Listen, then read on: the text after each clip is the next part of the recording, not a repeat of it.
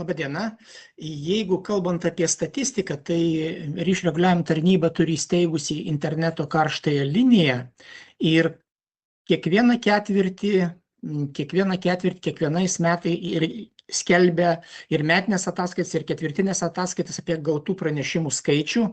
Tai jeigu žiūrėtumėm į praeitų metų statistiką ir palyginimą su 2024 metų, tai tų pranešimų skaičius gaunamų į karštąją liniją žymiai išaugo 62%, jeigu pavyzdžiui 24 mes gavom metais 2177 pranešimus apie vaikams žalingą ir draudžiamą turinį, tai pornografija, patyčios, smurtas, vaikų seksualinio išnaudojimo medžiaga.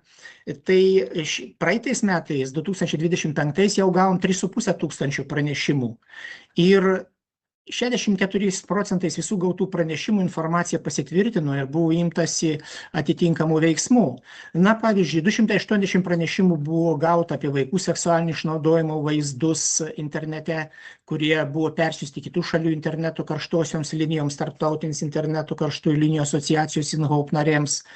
38 pranešimai buvo persiųsti tolesniam tyrimui policijai, kadangi buvo nustatytas draudžiamas turinys pornografija arba vaikų seksualinio išnaudojimo medžiaga patalpinta Lietuvos tarnybinėse stotyse. 48 pranešimai įtarus neigiamą poveikį nepilnamečiams darančią informaciją persiųsti tolesniam tyrimui žurnalistų etikos inspektoriaus tarnybai.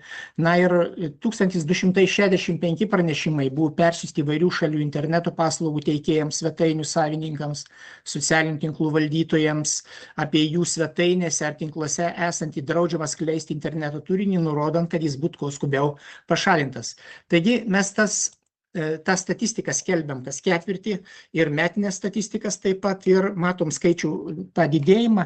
Tai reiškia, kad ne tik tai to turinio daugėja, bet ir visuomenė tampa aktyvesnė ir plačiau žino apie šitą karštąją liniją ir daugiau praneša. Tai tiek norėjau.